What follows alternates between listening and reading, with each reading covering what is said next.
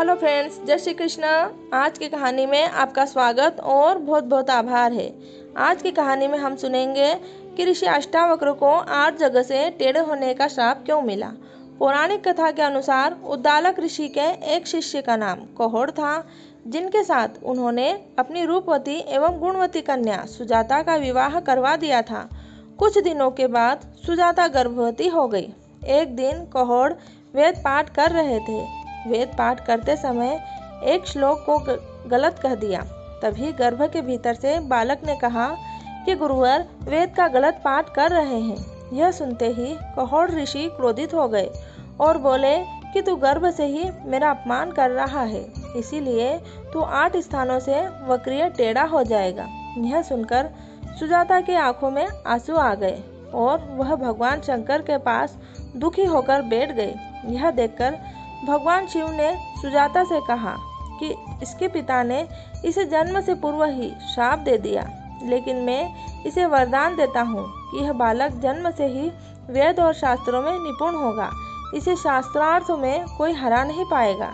एक दिन कहोड़ ऋषि अभिमानवश राजा जनक के दरबार में जाकर बंदी से शास्त्रार्थ करने पहुँचे और वहाँ उनकी हार हो गई।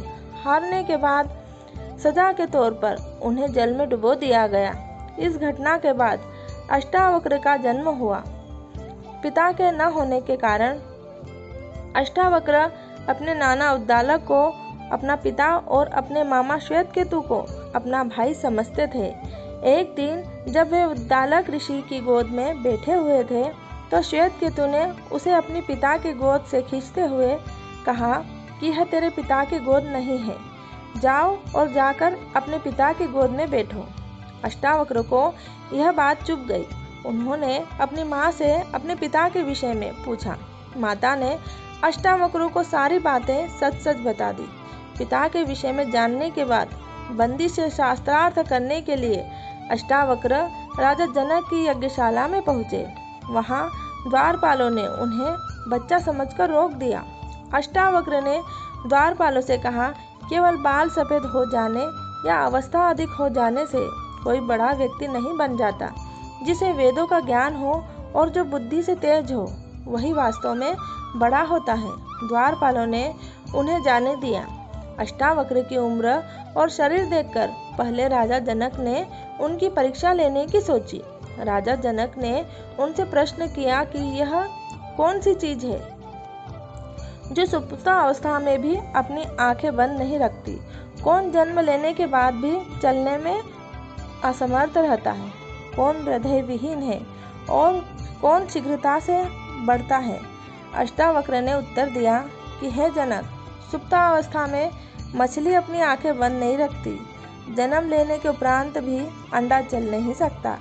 पत्थर हृदय विहीन होता है और वेग से बढ़ने वाली नदी होती है। अष्टावक्र के उत्तरों को सुनकर राजा जनक प्रसन्न हो गए और उन्होंने उसे बंदी के साथ शास्त्रार्थ की अनुमति प्रदान कर दी। अष्टावक्र ने बंदी को शास्त्रार्थ में हरा दिया। शास्त्रार्थ में बंदी की हार हो जाने और उसे भी जल में डुबो दिए जाने की बात कही गई। तब बंदी ने कहा कि वो वरुण के पुत्र है और उन्होंने सारे हारे हुए ब्राह्मणों को अपने पिता के पास भेज दिया है। वो अभी उन सबको वापस बुला लेंगे।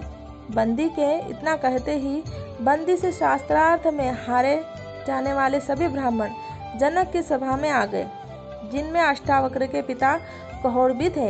अष्टावक्र ने अपने पिता के चरण स्पर्श किए।